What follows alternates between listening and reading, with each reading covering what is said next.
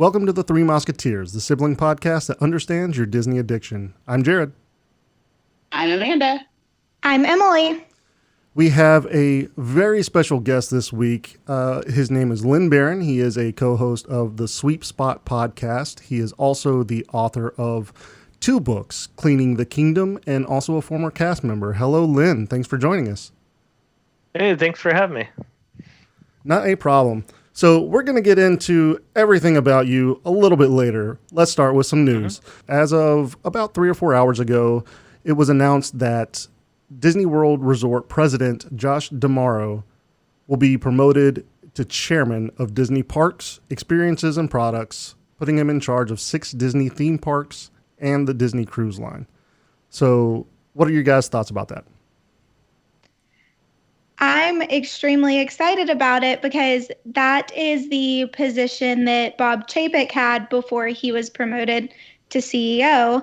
And so I feel like they're moving in that direction with Josh D'Amaro. And I really like him and I like what he's done. So I feel like it's great. He was previously the president of Disneyland, correct? And did wonderful things there. So they moved him to Disney World to try to make it better. Correct? Mm-hmm. Yeah. So I think it's exciting. I think it's good for the parks. It's very interesting, to say the least. I know that he's been doing some social media posting and stuff like that, and he just seems like a pretty fun guy. Yeah, I agree. I'm excited about it. The cast members, friends of mine that work at Disneyland, they had nothing but good things to say about him when he was at Disneyland. So I think definitely a good move. And to have someone that has been on both coasts to be in charge of the parks is definitely a good move and a good one for the fans too, I think. Yeah, because I know there's a lot of speculation with Chapek coming in as CEO. I don't know if you've heard any disgruntled comments from just fans in general, but I know that there have been a few here and there. So, Yeah. it's always nice to see that Disney is promoting within and with people with experience from dealing specifically with each park. Yeah, and I've heard that he is very good to the cast members. Like, he treats them really well, and he's very, involved in their day-to-day operations. Well, that's very fun. I think we're going to see a lot of good things from him, hopefully. Okay, so why don't we go ahead and get into a history fact. Emily? All right, for today's history, I have a fun fact about my personal all-time favorite ride, which is Splash Mountain. So while we all know this classic ride under the name Splash Mountain, it was actually set to be called Zippity River Run. However, it said that Michael Eisner is actually the one who wanted to change the name to Splash Mountain. And I guess I should preface this by saying, for those of you who don't know, Michael Eisner was a past CEO of Disney. And the reason that he wanted to change the name was kind of weird. He wanted to promote the movie Splash that was coming out. And so that's where he got the name Splash Mountain. I thought that was pretty interesting and a weird backstory to my favorite ride. Yeah, that's kind of funny. That's really weird because Splash has nothing to do with Splash Mountain. Nope. I mean, there's water, so. That's very loosely related. Very loosely related. Yeah. I did not know that, but that's interesting. Yeah, I thought it was a pretty cool little fact there. Okay, Amanda, why don't you go ahead and give us a tip? This week's tip of the week is that there is an app called Play Disney Parks, and it's a mobile gaming app that you use while you're in the parks, and it makes standing in line so much more fun. There's different adventures you can go on at the parks. I know that at the Star Wars land in Galaxy's Edge, there's lots of things to do there. My husband absolutely loves playing this game while he's there. And you can use it on Apple iOS devices and Android platforms. There's in-queue games. and things that you can do while you're outside the park too. Yeah, it's a really good app. I've used it while standing in line, especially whenever I went to Galaxy's Edge, because there's a lot of scan codes, like QR codes that you can scan on like cargo compartments and stuff like that, and it makes it very interactive. I think it's definitely a great addition to the amount of fun things you can do while at Disney. I've actually never used it before, but I have heard of a lot of people who have and really like it. And I think it is cool for while you're waiting in line. I typically try to be as phone free as possible while I'm at the parks, but I might give it a try next time. You should. I mean, I'm on my phone anyway, trying to check the Tower of Terror wait line. So, yeah. Lynn, have you used the Play Disney Parks app? No, I haven't. I downloaded it when I was at home a few times, just kind of checking it out, but I haven't used it in the parks. No. I'm definitely going to have to try it next time. Yeah. Okay, so let's get into the segment for the week.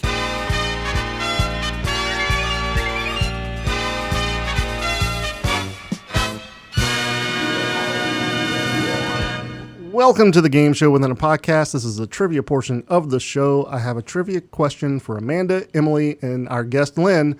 We're going to find out how well they know their Disney. Are you guys ready to play? Yep. I think so.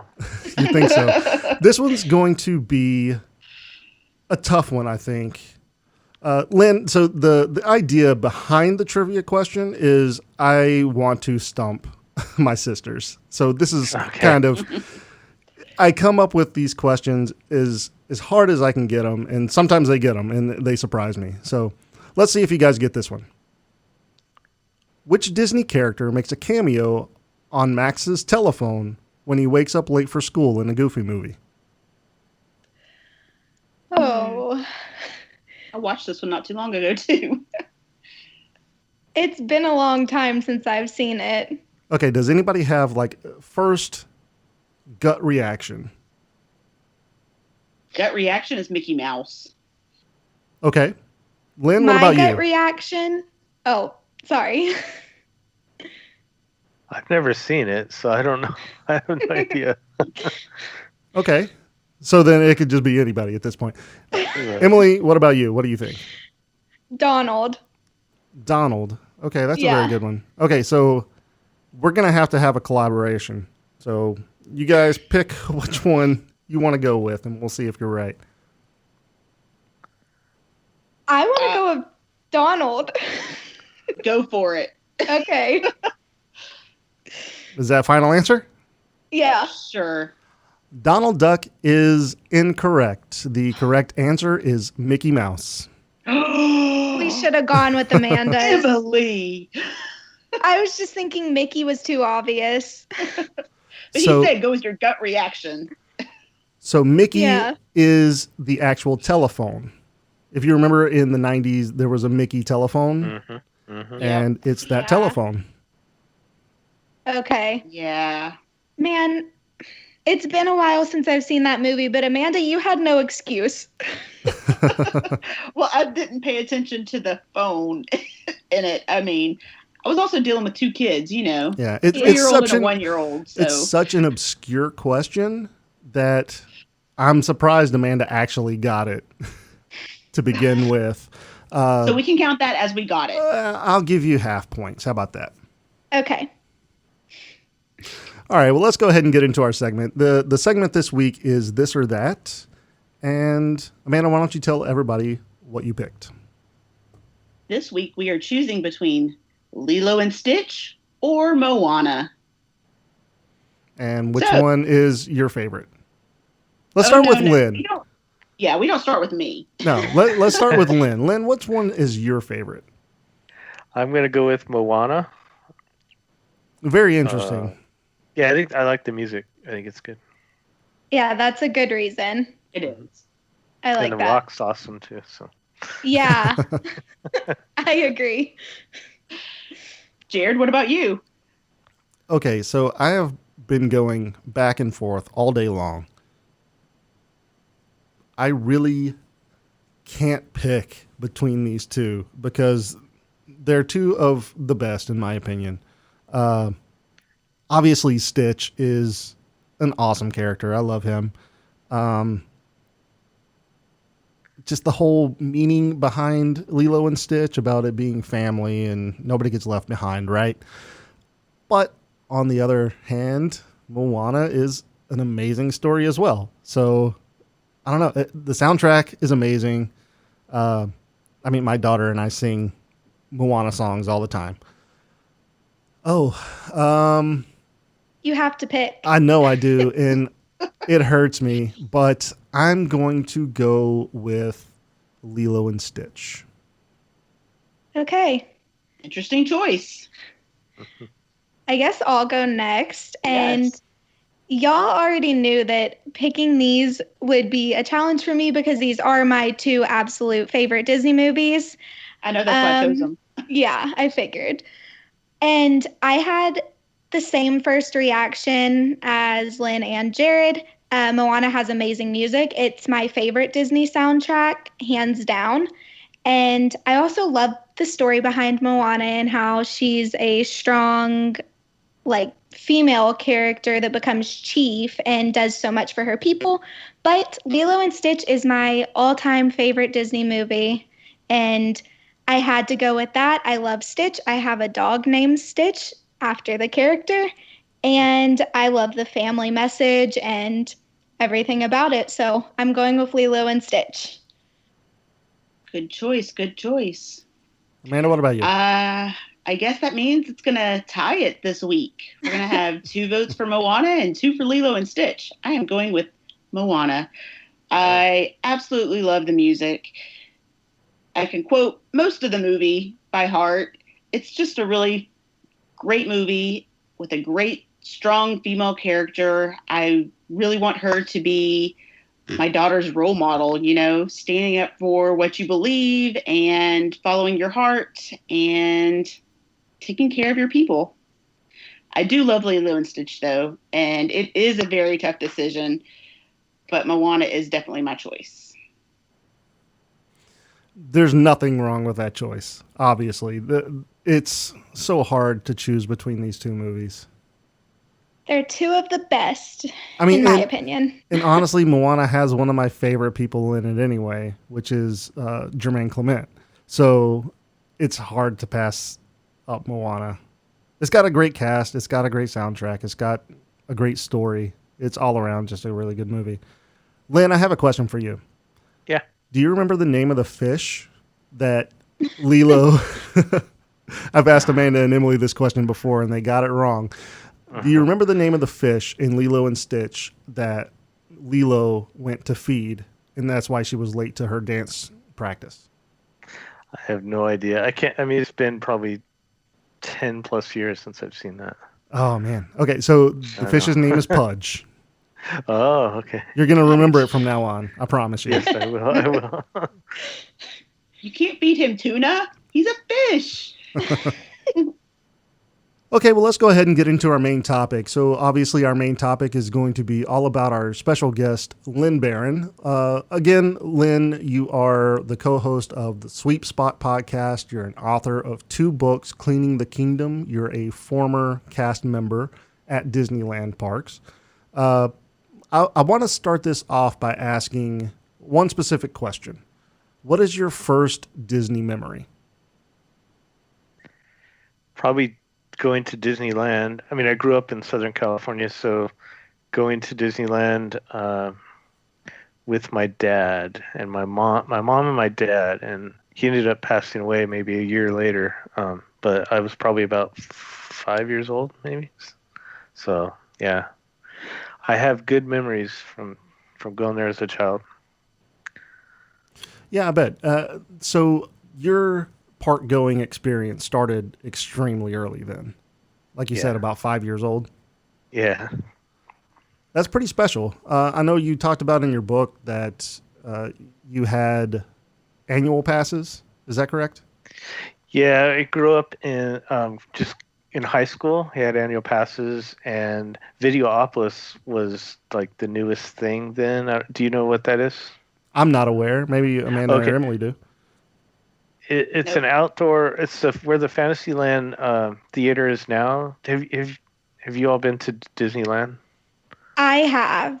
Okay. I have, but it's been a Yeah. while. I was just there in January, so it's a Oh. little fresh on my mind. Yeah. So if you're looking at Small World, off to the left, there's a outdoor theater there, and they had a thing called Videopolis, and it was aimed at teenagers dancing. This was late '80s, so and they were trying to compete. And Knott's Berry Farm had like a similar thing. I can't remember the name of theirs at the moment, but they had a similar thing. So I think Disneyland was trying to kind of compete with that audience, and so they had what the thing is they call it videos. That they had videos. And MTV was a big thing at the time, and they had video monitors, screens like all over the place, like in different places of the area where you would, and there'd just be dancing. It was, mainly recorded music. But anyways, and they had lights and everything. It was pretty cool. But we used to go there and hang out and then go on rides, and annual passes then I think were like $89 for a year. Wow. Must Yeah, be nice. can't even go there for a day for that. No. No. So yeah, I grew up doing that, and then I was in marching band in high school, and we went a few times and marched down Main Street, which then led to after graduating going to work at Disneyland in a restaurant, Plaza Inn, and I only stayed there like 2 years, and ended up leaving and then coming back, then getting an annual pass with my it's my wife now, but at the time, we were dating. We both had annual passes, and we would go. And then I ended up working there in '98 in custodial and stayed there for almost 10 years. Well, that's a pretty good career with Disney. Yeah. So, what would you say really drove you to become a cast member? Was it just your experience growing up with Disney and it being so close? Yeah, and I think that my mom, knew that I went there all the time, and she said, "You might as well work there. You're there so much. You must get paid for being there." So I thought, yeah, that'd be a good idea.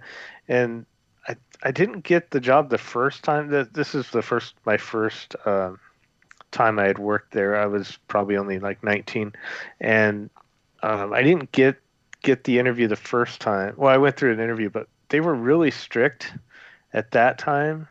It seemed like they had, say, 10 openings and they had, 50 applicants. And then it switched when California Adventure opened later in 2001. It seemed like they had 50 openings and 10 applicants, So, but it was really hard back then. I didn't get it. And then they told me, what I did wrong. It's just, they just want to see people, excited to work there. And I was really nervous. And, when you're nervous, you forget about those things. Right. Yeah. But I did get to work in restaurants, and it was a lot of fun. But I was just kind of younger and didn't take things very seriously and called in a lot. And yeah, that led to not being able to work there anymore. But they did let me come back, so that was a good thing. Yeah, that's always a good sign, right? Yeah. Well, if you were to look back on it, which one do you think you would have liked better if you would have stuck with restaurants? Like if I had to stay in restaurants, or restaurants are custodial. Well, the difference between the two, like I know that you spent most of your career with custodial, but if you were a little bit older whenever you went and applied and went to restaurants, do you think you would have stayed there for as long as you did custodial? No, you don't get to move around very much, and you're kind of stuck to there. We're able to work like 2 or 3 different restaurants in that complex that we worked, but still that wasn't enough. I mean, it wouldn't be enough variety. And I was bussing tables, and then custodial.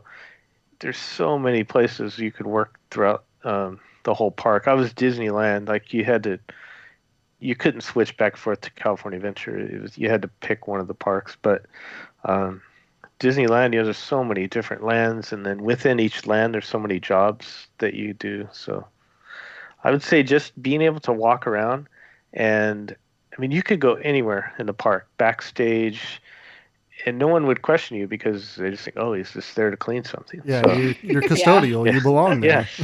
Yeah. So that was the cool thing because we could see the behind the scenes things, and at night we had a lot of opportunities to. I don't think they could do this now, but because everything's so locked down and strict now. But we at the end of the night we would walk through some of the rides when they're shut down, like Haunted Mansion, and get to walk down in the ballroom scene, and That's really cool. yeah, just see the stuff up close and see how it's done, and then also to see how what am I trying to say? Like how cheap it's made, but I mean that in a good way. Like it's not as high tech as you would think it would be.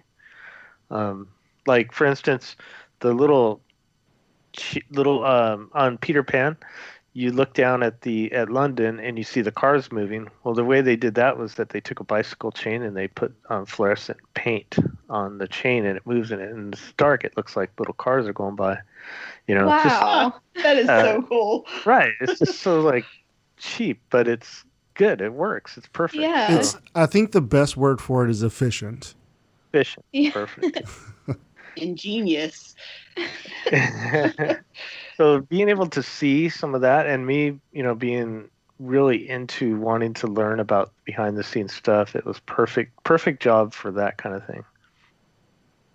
Oh yeah, I can definitely see that.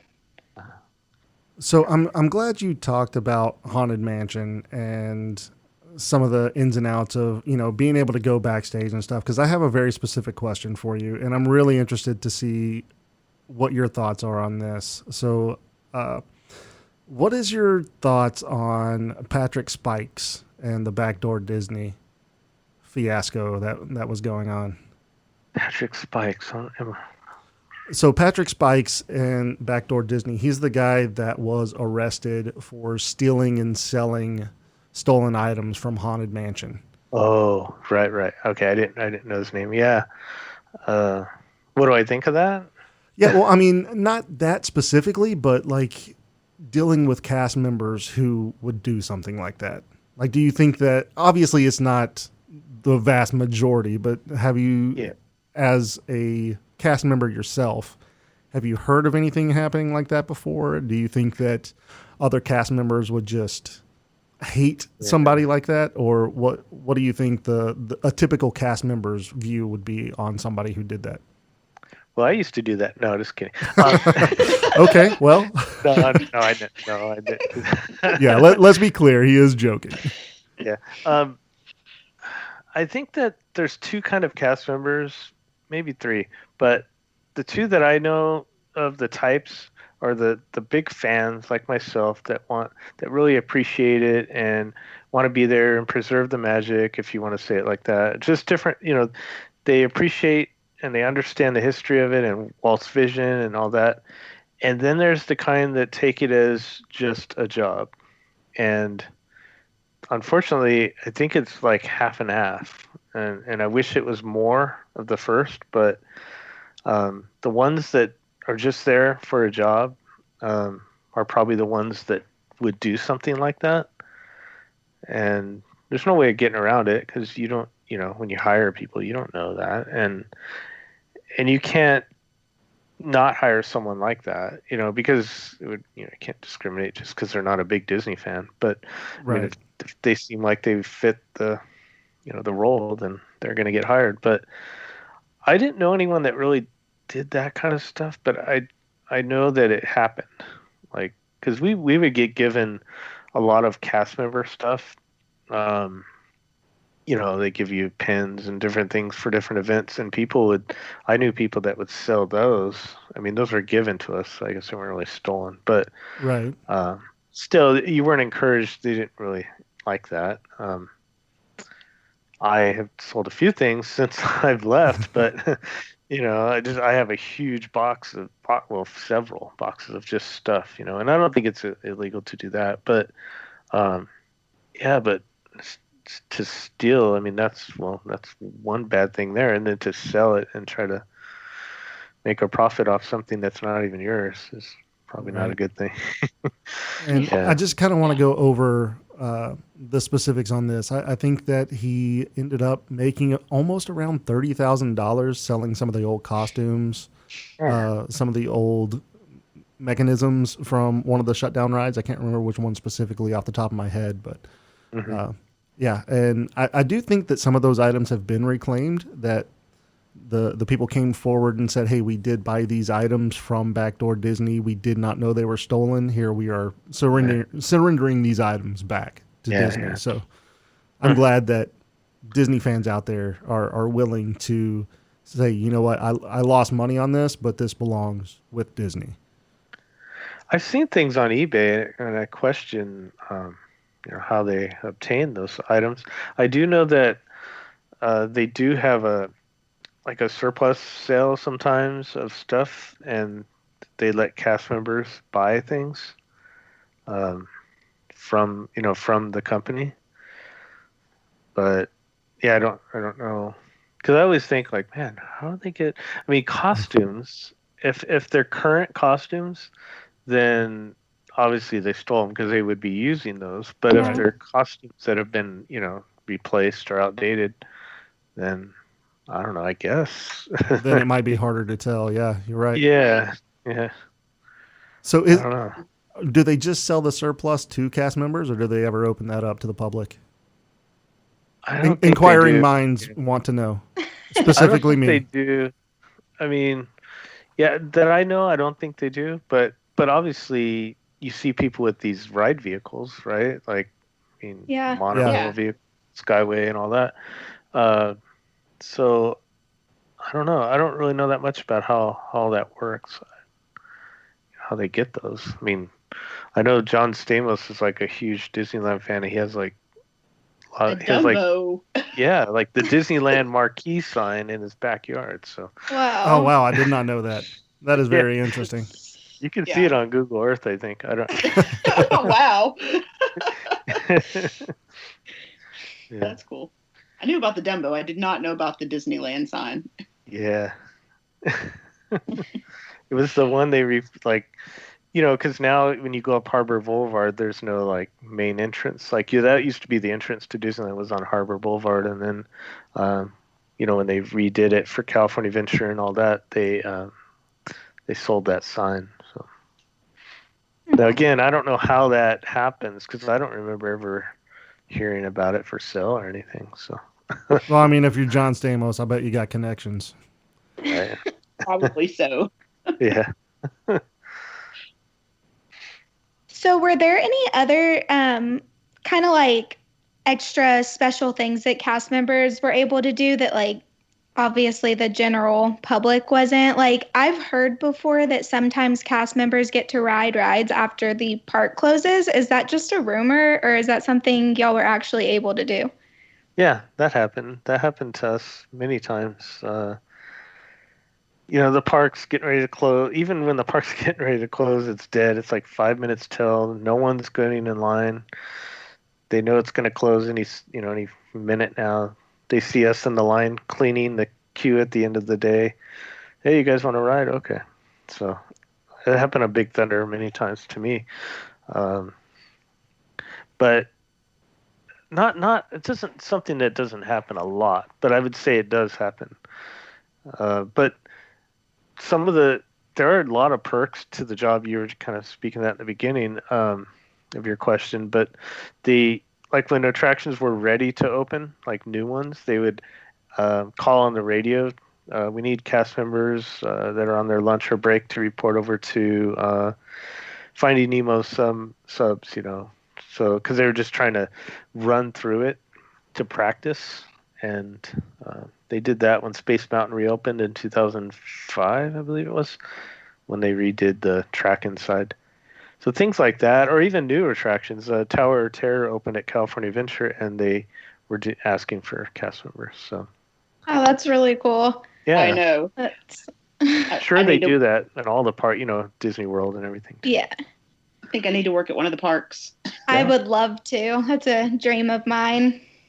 Yeah, you should. Right now, unfortunately, I live a little far away from any of the parks. Like right in the middle between both of them, right? Yeah. See, if they would have opened that park in Missouri, then I could be there. Oh, yeah. We need one in Texas. Texas, they do. I always say that. They need to have one in Texas. Texas is such a big state. I don't see why we don't. Mm-hmm. I'd move to Texas and work there if that happened. I mean, Houston is missing an amusement park after Astro World shut down. So Oh, please don't put it in Houston. Please don't.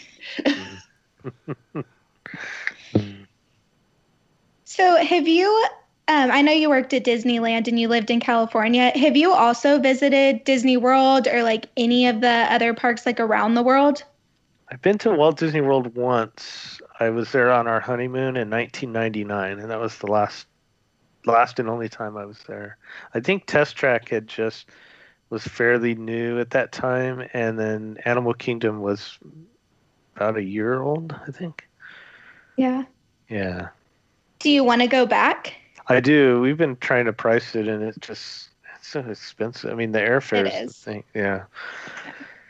But airfare is cheap now, but the park's not open. But the park's not open. Yeah, it's a real catch-22, isn't it? Right. I do see myself going there probably in the next 5 years, I'd say. See, it was kind of the opposite for all of us. Like we grew up going to Disney World, and I didn't go to Disneyland for the first time until I was 21, and then I went back for the second time this year. Oh. So cool. Yeah. And what did you think? What was your first impression? of Disneyland? Yeah. So growing up going to Disney World and how like massive Disney World is, and like it feels like a city. Like when I'm there, I don't leave for the entire, if I'm there for 5 days a week, whatever it is. So going to Disneyland is a completely different experience because it doesn't feel like you're as I guess like immersed in like a different city and a different world. But at the same time, it does still feel like Disney, and I do love it for different reasons than I do Disney World. Mm-hmm. And I mean, the castle's a little bit smaller, but yes, a lot smaller. Yeah, a little underwhelming when you're used to going to Disney World. Yeah. It's completely different though, and different feelings. It's just, I really liked it because I am so used to Disney World that it was something new and different and exciting in the Disney realm. Intimate, right? Yeah. And that's the thing I noticed, like, I liked Disney World, and my first impression was like, wow, huge, Mm-hmm. And I thought, are we there yet? And because the sign, when you get onto the property, it says Walt Disney World, and then there's like swamplands and trees and grass, and I'm like, where are we going? And then there's one park way over here and another park way over there. Because I was thinking, we can walk over there. No, you can't walk from MG, or at the time it was MGM Studios, and all the way to Magic Kingdom. Oh, okay. So, and then the castle was like huge. But but Disneyland, I always hear people from Disney World say that they could feel like Walt's presence in the park. Like, I don't mean that spiritually, but like, you know what I mean? Like that he walked in that park and his hands are all over that park. Like, so many ways that I always hear Disney World people say that they notice that part of it and they appreciate that part of it. Yeah, I definitely get that feeling on Main Street. Mm-hmm. Yeah. I would say Main Street and New Orleans Square, for me at least. Yeah, I think that's my favorite part of Disneyland is the New Orleans Square. Yeah, I love it. Yeah, and it's something different that we don't have at Disney World, so it makes that part feel really cool and special. Yeah, it's very small. I mean, the buildings, the walkways, it's very narrow. I think if they did it again, it wouldn't... I don't even know if they do it again. I mean, just because, nowadays when they make parks, they make them a lot bigger and wider. And I mean, Walt didn't have any idea how many people would, come to the park when he built it. And I think he learned a lot from it, though, when he found out how many people were going to be coming, that when he had plans for Disney World, he already knew he wanted to make it bigger. So yeah, he had to have. I mean, buying all that land right off the bat, Oh, yeah. He knew. So what made you leave Disney? So Southern California is very expensive to live. We Yes. had just my wife and I, we had an apartment. I think at the time, this was, 2006, 7. I think we were paying like almost $1,000 a month for a 1 bedroom, like 500 square foot apartment. And then we had a kid on the way, and we're like, we need to do something bigger. And so we started looking for owning something, maybe a condominium, and the prices are just, at the time, I mean, just a 1 bedroom condominium was like $370,000. So, yeah, so my wife had family here in St. George, Utah, and we used to come visit.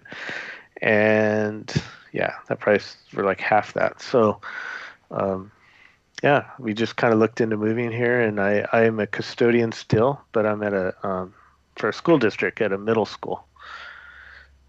So that's Very cool. Nice. kind of why we left. I mean, basically couldn't afford it, had to make a decision for the family, and crime where we were living, it wasn't like terrible, but it was starting to get there, and it was time to make a change. So Yeah, that totally makes sense. yeah, I do miss it, but we are only 6 hours, 6 hour drive. So Oh, that's not That's bad. not bad. 4 or 5 times a year. Yeah. Yeah. I wish, man. I know, me too. Yeah. But I miss it. So whenever you left working at Disney, is that when you kind of started thinking of the idea to write books about your time working there, or did that idea come later, or have you always known you wanted to? So Ken, my co-author, and he's a co-host with me on the podcast, he and I worked together in custodial, and we were just friends. We'd hang out at lunch and worked in neighboring areas. We were both leads, which are like an hourly supervisor kind of thing. And so we would work next to each other, and we got to be really good friends. Well, he always joked around and said, "Man, someday," because he makes a living at writing. He worked at Disneyland, but later he went down to part-time, so he did his full-time job. He works for the county of LA, and writing was his thing. So he'd always say, someday I need to write it'd be cool if we wrote a book about all these experiences, because at lunch you'd share about, oh, this happened or that happened today, and we joked around, oh yeah, that'd be cool, but I never thought it would happen. But then when I moved here, I kind of missed being a part of Disneyland. I mean, it really is, I don't know, it's hard to explain, but when you leave, you kind of get sad. I mean, unless you leave on a bad note, but I really missed it. And then I discovered podcasts, and I think the first one I discovered was Wedway Radio with Matt and Nate. And are you familiar with that podcast? I'm not. Oh, you gotta check it out. Well, now it's mainly just Matt, but they're both brothers. But when they started, they both did it together, and they do a lot of history. But they're Disney World people too, but they also cover Disneyland. But anyways, I listened to their podcast a lot. They talked a lot about history, and they had some cool interviews, and so I got to know them just by emailing them and on social media, becoming friends. And they asked me to write an article on their website every now and then about my experience working at Disneyland, incorporated with maybe a subject about Disneyland. So I started doing that, and then as I was listening to podcasts more, I thought, I think I might be able to do this. I know I don't have like the best voice. I don't have like that radio voice or anything, but I have a passion, and I'm excited about it. So I kind of looked into it, and I talked to them about doing it, and they helped me set it up. Mainly Nate did, and started the podcast. But I wanted to have a co-host, and I asked Ken, and he couldn't commit to it. He said, "I'll come on every now and then, but I can't like commit to."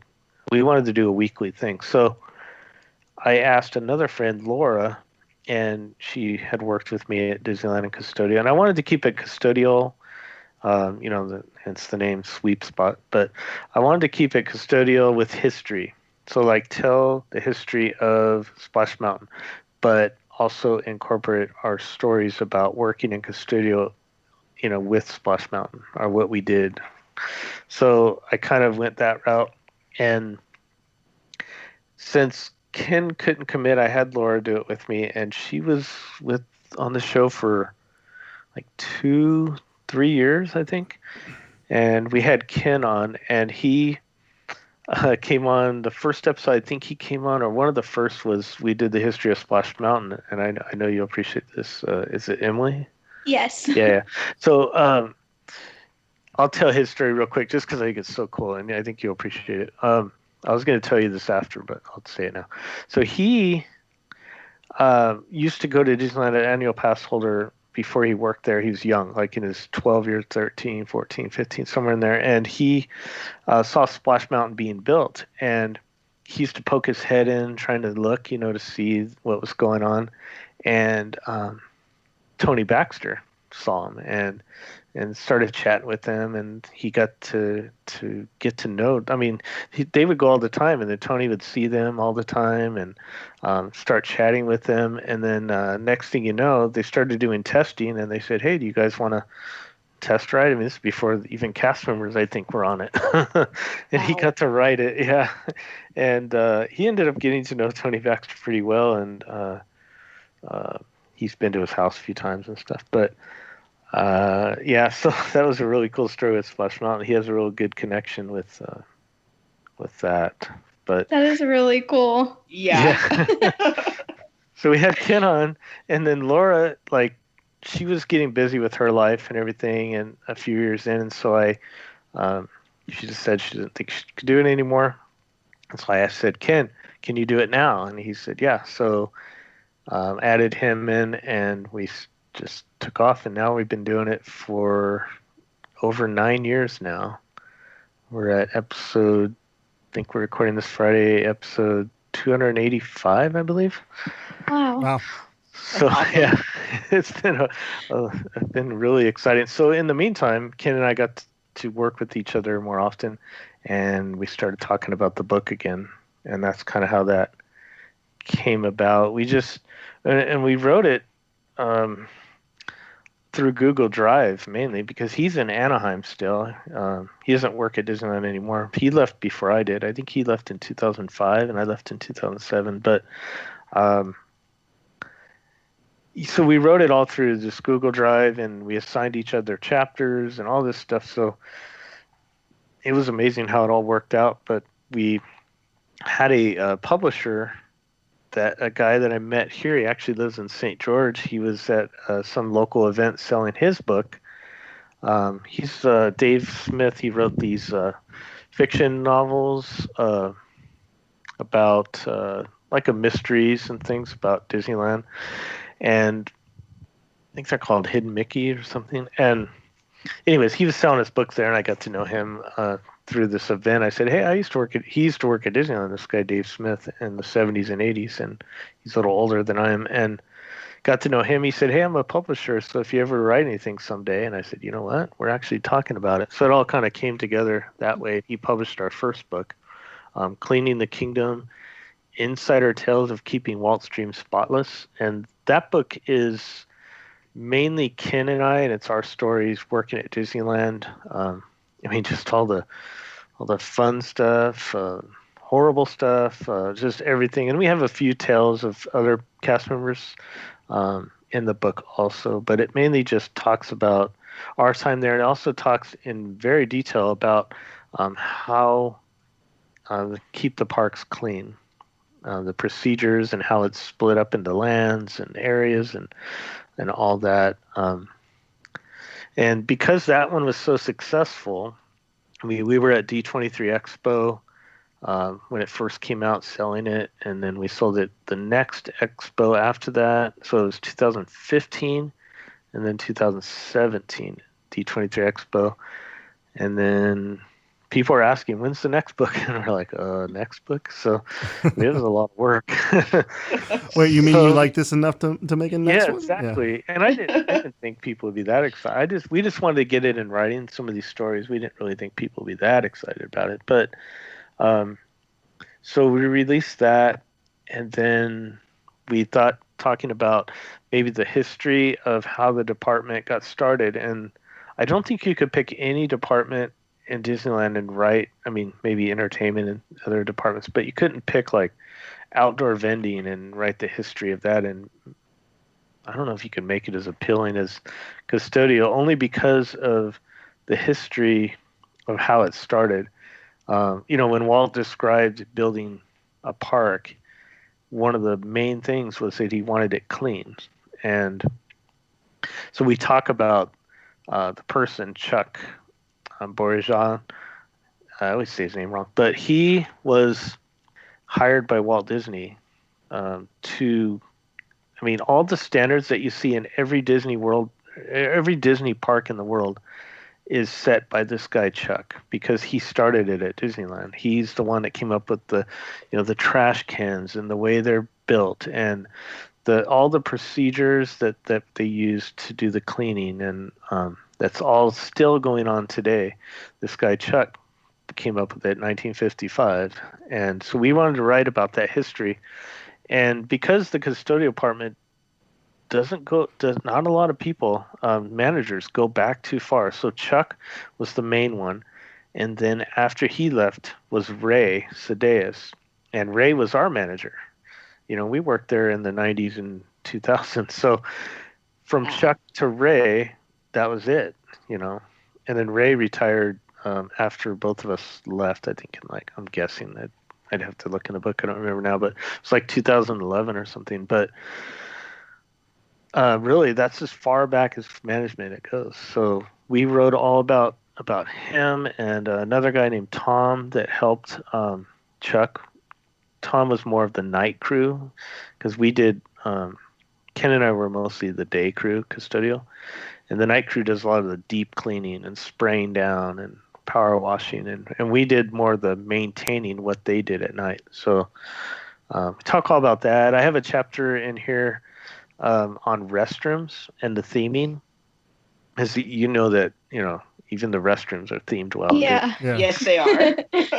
I have pictures of every restroom, or not. I don't have pictures of every restroom, but I have pictures of a lot of the well-themed restrooms. And this is our the latest book, Queening the Kingdom: Night, Day, Past, and Present, and talk about some of the theming and the restrooms throughout the different lands, and then we also talk about some of the changes that took place after we left. After Ken and I both left.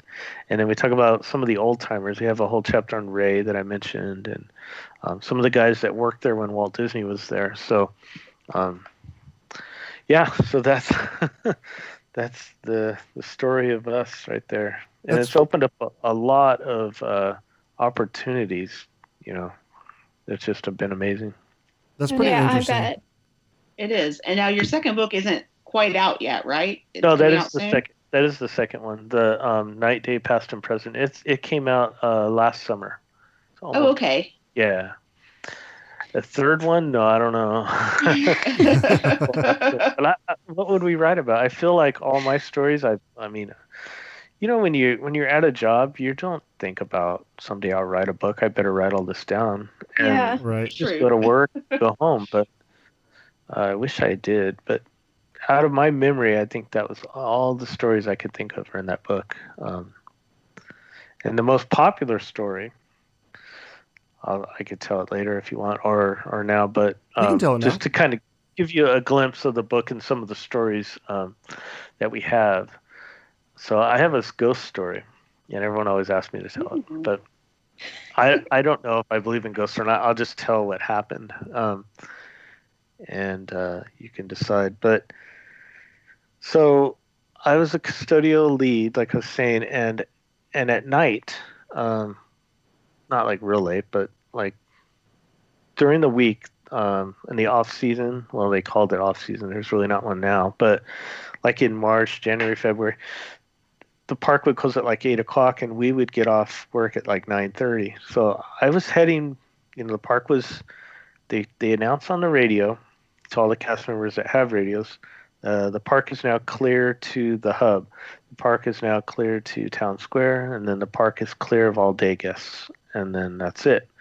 So they announced the park is clear of all day guests, and no one around. Just you see a cast member here and there. And I was walking across the hub in front of the castle, and then I walked to there's I don't know if you're familiar with the Astro Orbiter, the rocket jets. They're like in the entrance of Tomorrowland. So there's that, and then to the right is the Plaza Inn restaurant.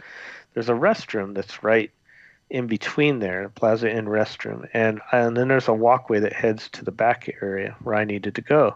I was walking there, and I was just almost in front of the restaurant, and this lady, probably like in her 30s or 40s, and a girl, probably a teenager, a little bit younger, had these big Victorian dresses on and hats. And the girl was carrying this balloon. It was just like a Mickey ears balloon. It was just with a Disneyland stamp on it. It wasn't like the fancy ones they have now. And like a blue balloon, I think it was. And she had an English accent. She said, "Excuse me, sir, we're looking for an eating establishment." I said, I said, "Well, the park's been closed for like over an hour now." I said, and they cleared everyone out of here. You're really shouldn't be in here. I said, and they go, "Oh, we're so sorry. I'm very sorry about that." I said, "Well, let me try to help you get out because you shouldn't be in here."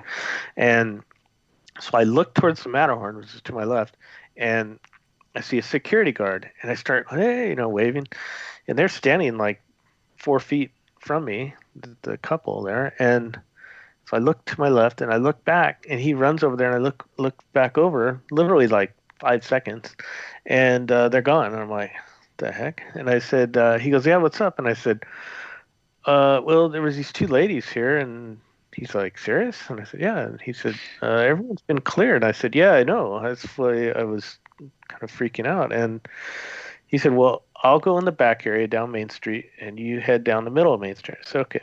So we do that. We get to Town Square, and he said, "Nothing." I said, "Yeah, I didn't. All the shops doors were closed and locked, so they couldn't have gone into a shop." And we checked everywhere. And I said, that was weird. He's like, "Are you sure?" And I said, "Yeah, I talked to him." And so I said, "I don't know." I said, "I know I'm tired, but all right, well, whatever." So I kind of forgot about it for a while. And a few months later, I was talking to this other custodian backstage area, and we were talking. She had some ghost stories, and she was telling him, "Oh yeah, this happens and that." And I'm like, "Oh, that's cool." And I didn't even think of mine because I didn't really think it was a ghost story. And she said, "Yeah, there's this in the Plaza Inn restroom." Remember I mentioned that in the beginning. Plaza Room restroom. She said, I walk in and I hear these two women with English accents talking. And then I look everywhere in the restroom, and there's no one there. And there's only one door, and she's standing in, so they couldn't go past her to get out. And I said, "Oh." And she's like, "Are you all right?" And I said, "Yeah, I don't know." I said, and I told her, and she says, "You talk to the ghost. You talk to him." And she said, "I hear him all the time talking." And I said, "Yeah." I said, "One was like an older woman, like a mom, and the other one was like a young teenage." She goes, "Yep." And I said, "Oh my." So yeah, that's my story. I never heard any more about it, but I have heard on, I think it was other podcasts or some books I've read about ghosts at Disneyland, and there was some mention of Victorian ladies walking around. So I don't know, like, if that's. And then I thought, but why would they be there if they were ghosts? Why would they? And I thought maybe they were either like cast members, but then I thought, no, that one girl was too young. And I thought, well, maybe the land there was like orange groves, so maybe there was like a farm area. I don't know. So. Wow. That's a great story. I know. And we like Disney ghost stories. We did an episode around Halloween about Disney ghost stories. So that's really cool. I think we talked about that one, didn't we? I don't know. The Victorian women? I thought so, but maybe not. Maybe I just saw it and didn't talk about it. Yeah, that's really cool. You've actually talked to them. I got a little bit of chills while you were talking about that. Yeah. So I don't know. I don't know what to believe on that one, but I just know that, what I told you, and then there's just no explanation. I've been thinking about it since, and I can't figure it out. So it's always better whenever somebody else has experienced something similar. That's why I kind of Right. forgot, because I'm like, well, Yeah. maybe not. Wow, that's really So cool. the next time we go to Disneyland, we're going to hang out in the plaza bathroom. Oh, okay. Just make a Like right full before it day. closes. Yeah. Exactly. We have to be in there when no one's in there, like right before it closes. Oh, Okay. All right.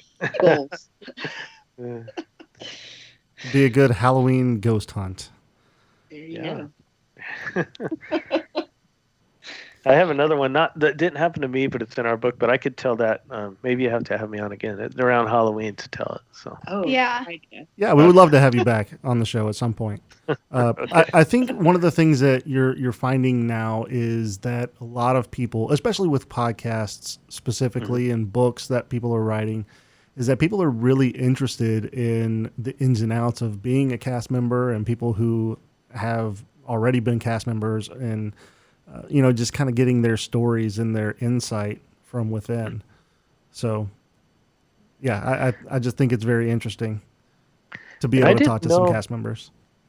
I didn't know a lot of cast members that were doing podcasts or talking on podcasts when we were doing it. But the only thing I did, we call him the Godfather. The only is David Koenig, who wrote those books, Mouse Tales. Are you familiar with those books? I'm I'm not. No. Oh, okay. I don't know if you guys are readers, but you have to check these books out. So he wrote these books. He's a good friend of ours, but he wrote these books in like the 93, 4, 5, somewhere in there. And he was one of the first people to come out and really dig into the behind the scenes and talk to cast members and get all these stories before any of this happened, podcast, before any of that was really out there. It was just kind of like Disney only had official stuff out. It wasn't very many people at all doing books about Disneyland that were unofficial. So he was one of the first, and he has, stories of accidents that happened there, people that died there, people that, worked there, funny stories, character, just everything. So he was kind of so that's why we call him the Godfather. So he was the one that really started. I mean, you could thank him technically for Disney podcasts, because of what he did. I mean, because like I said before that, there was no one putting anything out about any of the Disney parks that was unofficial that I know of. Right. I'm sure a lot of people were afraid of Disney and exactly. their power that they hold over people. So, I mean, I'm surprised some of the stuff he has in there is, but he was at D23 selling his books. So, really well done books. He has another one called The People versus Disneyland. It's all about the court cases, things that went to court, people trying to sue Disneyland, or accidents or things that happen at Disneyland. I think he has a Disney World one too that you guys like. I can't think of the name. I have it here in my library, but it's called Reality Land. And it's basically the same thing I described Mouse Tales about Disneyland, but it's Disney World, and there's the cast member stories and things that happen, called Reality Land. But yeah, you definitely check those out. Very interesting. Yeah, I'm definitely going to. I have been more and more interested in the behind the scenes things. I love that, and I love digging deep into that. And so it was really exciting to be able to have you on to talk about some of that. Oh, I agree. Thank you. Yeah. Yeah, I think all four of us at this point would have loved to be Imagineers. Yeah. Yeah. That's all of our dreams. Yeah. So, Lynn, go ahead. Yeah. Well, I was just going to say you can get the books so you can get them at Amazon, but we have both books on our website, thesweetspot.com, but we sold out of the first book on our website, so I had to order some more. But the second book, we still have a lot of copies in there. They're autographed by both of us. So if you order it on the website, then I send those out personally. So if you want to it's like through PayPal. So if you want to put a little note like, oh, could you sign it to Jennifer or whatever, I can do that. But yeah, you could check out information on our podcast there, the books.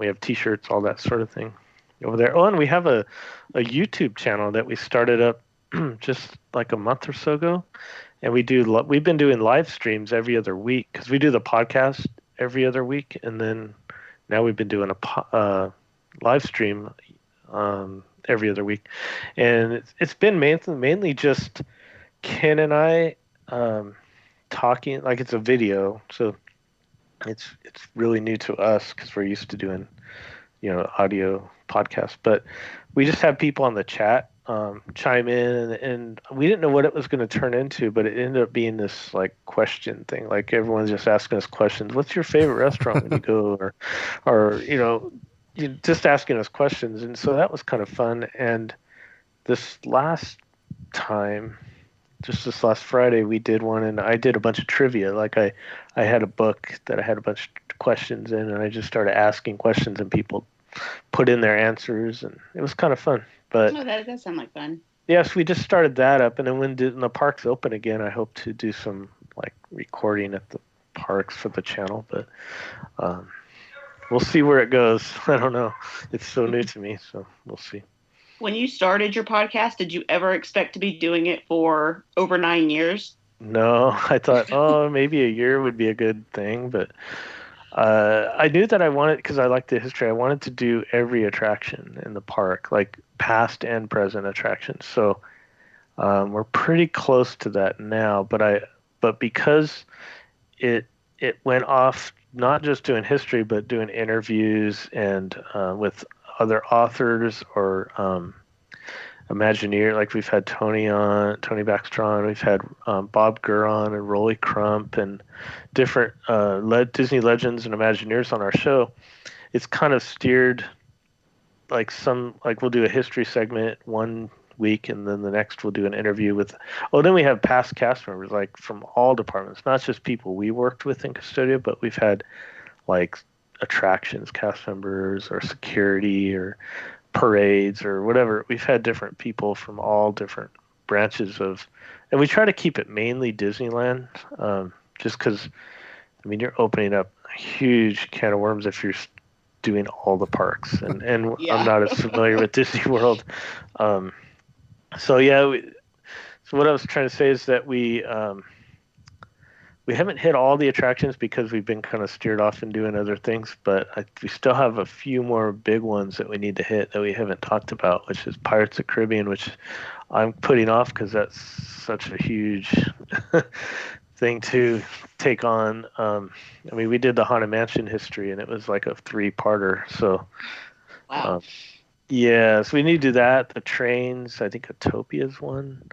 So we're almost there, but we're not going to end it. I mean, I still have so many ideas of different topics, so at least enough for another year. I know that. Which turns into another 9. So exactly. Yeah.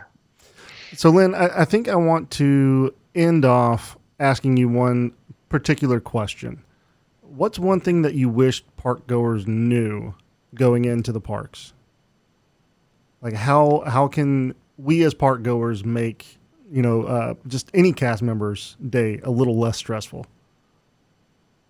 I guess just be conscientious about, like, I don't know, I just see people do stupid things. Like, I mean, I see people, they sit their kid on top of a trash can and change their kid's diaper on top of a trash can, and they're on top of a trash can, they throw the diaper in a flower bed. I'm like, oh my God. Wow. Right.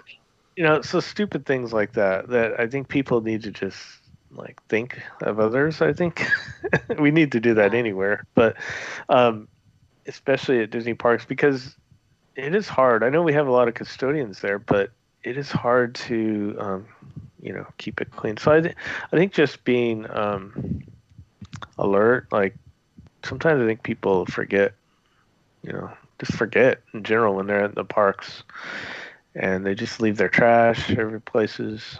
That'd be one thing. And then also I think just thank a cast member. If someone's in the restroom cleaning it, just go, hey, thanks for keeping it clean. And you'd be surprised. I know it doesn't seem like a lot, and you'd think, oh, they don't care, but they do. Like, I really, like, it would give you a boost for the rest of your day if someone just came up and go, hey, I really appreciate what you do. Like, you're like, oh, thank you, wow, So I think no matter what department, but of course I'm going to say custodial, but I think a thank you goes a long way. Well, that's very good to know. It is. Yeah. Thank you so much for being on our show. We really appreciate it. Yeah. Yeah, I'd love to have you back again because I feel like there's so much that we can like ask you and would love to dive into and just don't have all the time in the world to do that. Yeah, no problem. I enjoyed talking about it. Obviously, I've talked about it for 9 years, but yeah, I have a lot of other stories we could talk. And maybe we can get Ken on with us. He's quite the comedian. So that'd be great. Yeah, it'd be a lot of fun. Yeah. Cool. Well, thank you so much for having me. And hopefully, if people want to check out our books, also on Kindle, I forgot to mention that. And the first book's on Audible. So I have an audio book. And we did Ken did the audio for the first book because we were trying to do it with both of us. Like, each of us tell our own stories from the book, but it got so confusing. And then to switch, because we're not next to each other, he's in Anaheim, I'm here, and the two different mics are kind of different, and it just didn't flow right. So I just said, you know what, you have such a deep, good radio voice. I said, why don't you just do the whole book, and I'll do the recording part and editing and all that. So I did that part of the audiobook, but it was still a huge task. I can imagine. Yes. Yeah. So I know editing, and I know exactly how tedious it can be sometimes. Yeah. So yeah, check those out on Kindle. Our podcast is everywhere. Of course, you know where you find podcasts: Apple Podcasts, Stitcher. I think it's on iHeart. I don't know. It's on all those places. Sounds good. Lynn, thank you so much for joining us on this episode, and we really look forward to having you and possibly Ken on a future episode. For sure. Thank you so much. Appreciate it. All right, not a problem. Thank you. Okay, thank you so much, Lynn, for joining us on this episode. Be sure to check out his books, Cleaning the Kingdom, and his podcast, The Sweep Spot. So we're going to go ahead and get into mousekeeping. 5-star reviews. We have one come from, I'm going to mess this up, Alcibiades. I have no idea how you say that, and I'm sorry. I don't know if it's supposed to be a name and a last name, or it's just a pseudonym, or it's just a bunch of letters put together. I have no idea. But here we go. Wish I could be part of this pod, which is the source of all things Mouse House. Thank you so much for your 5-star review. Keep those coming in.